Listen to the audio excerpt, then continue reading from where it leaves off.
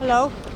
Karen, what was that like for you being in the courtroom today and seeing Bruce McArthur and hearing him plead guilty to 8 counts of first degree murder? Another really strange, sad day. I don't know if I believe in the word closure. I think possibly an easing is all you get. Not for me, closure won't happen. The way I'm trying to look at it, the man I knew actually didn't exist. So that's the best I can go with.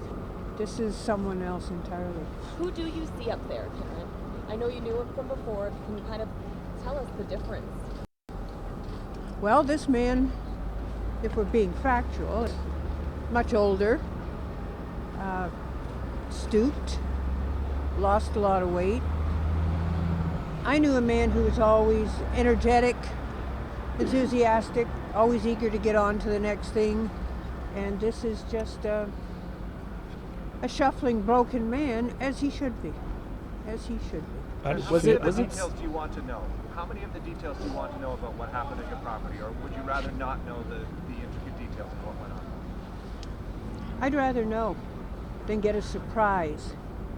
And things keep coming back from unexpected sources, so I'd rather just know. Karen, what was going through your mind as you heard the brief statement of facts today? We hear how he was staging some remains and the way that he killed some of these victims. No surprises there. I knew most of it. I didn't know about the staging. I did ask after if staging was what I thought, and apparently it is. What is staging? What did they thought? Oh, well, I can't. You can say that. My guess is that you have a certain interest in having your victims appear a certain way. So you make that happen for your own benefit. And did he take photographs of that? Oh, I don't know if he took photographs. I imagine he did. I believe that's what they said. Otherwise, they wouldn't know. I'm sure. It's been a long and very difficult year for you. When you heard him plead there at the end, was it surreal to kind of see this all come to this kind of conclusion here? Surreal is so overworked. I think we need some new words. But yes, it was not normal. It was not even shocking. I guess surreal is the best we can do. What's been the hardest part for you in this last year? Just thinking about the last moments of those men. It comes to me quite often, particularly the two that I met very briefly. But I did meet two of them, and if I'm haunted by that, yes, I am haunted by that. Who were the two that you met? Karen, will you be able to find closure from all of this? Are you able to heal from all of this? No. I'm not big on forgiveness, and I'm not big on closure. Terrible things were done. Who were the two that you met? Well, I think I'll just leave it at that. Can you tell us what their personality, what they were like? Very pleasant, very nice men. The second man, very lost, obviously not adapting to Canada very quickly. Difficulty finding his way. The other man seemed really at ease with his new life and pleasant. Humor.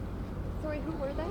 I'm not going to use the names. He asked what they were like, and those are the two that I met. And how did you meet them? Bruce McArthur brought them to my property. I never knew if he was bringing friends to see what he did for a living or because they were visiting, and that was true for some. And others did work for him, and that's why they were there. Does that magnify the horror? Does that magnify the horror for you that you actually met some of these people? I'm sorry, one at a time. I'm new at this. How does the house feel now when you go home? Fine. I get surprises. I'm still finding, things not where they should be because of the search, but I mean that's to be expected. It feels fine.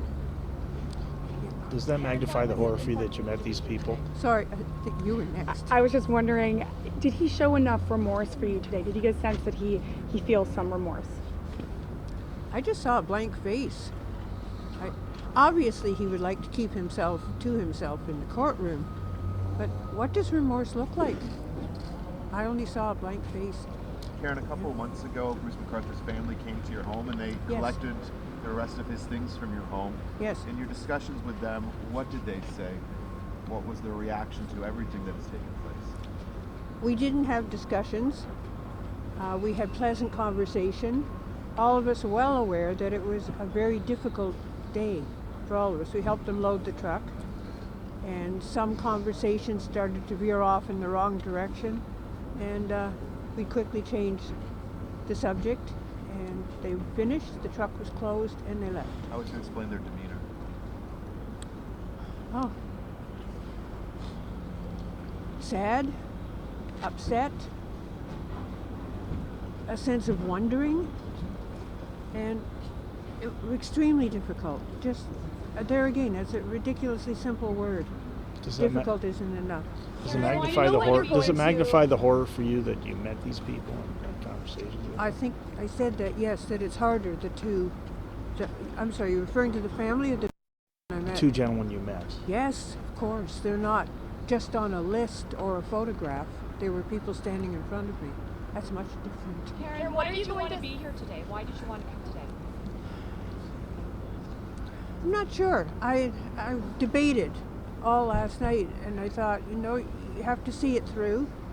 It made it real in a proper legal sense, and for me it felt better to be here.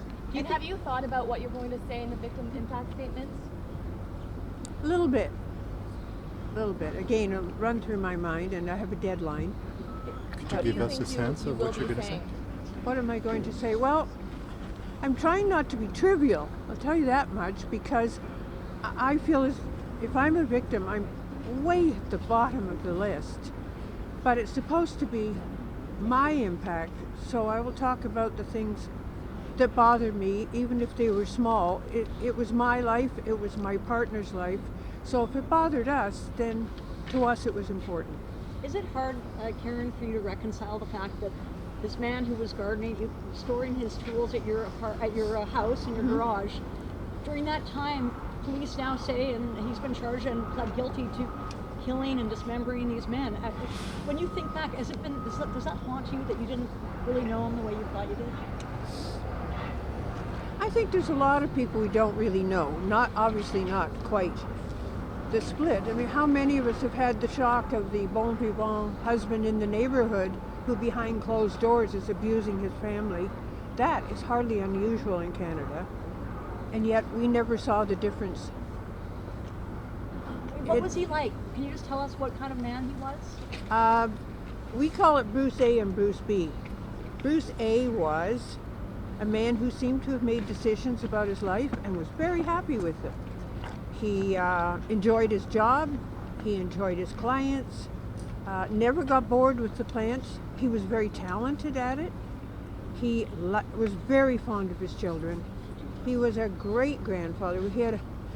I remember having an argument with him. I had just bought a decorated cake in Thorncliffe for $60, and he had paid $250 to get one for his granddaughter, who was far too small to even look at the cake. But, for his grandchildren, everything. He was the best friend, neighbor, relative that anyone could want. That was Bruce A. Bruce B, who was that? I don't know. You didn't know it existed at that point? No, never saw temper. He was rarely sarcastic. No, just a happy guy, working hard, moving fast. You would never ever think, and I believe all his other clients said the same thing. How would you describe Bruce B today, now that he's pled guilty to it? Well, I'm told he's not mentally ill, but to me he's evil. And there was a book a long time ago about Colin Thatcher, who was convicted of killing his wife, and the author said he is not mentally abnormal in any sense that we have, but he was evil. And that always stayed with me, and it came back to me when all of this started. Would you say anything to him if you could? No. He obviously doesn't care. Why would anyone bother? Do you feel That's my violated view. that you used your property in the way you did? Oh, of course we feel violated. It's our home. Talk about an abuse of friendship. Yes, of course we feel violated. It'll take a long time before that backyard is back together. But the wonderful people from the Metropolitan Community Church did come They volunteered, they came, and they replanted the backyard. So we're on our way to being better. So if that's it. Thank you. Thank you, Thank Karen. you. Your last name, Fraser. Karen?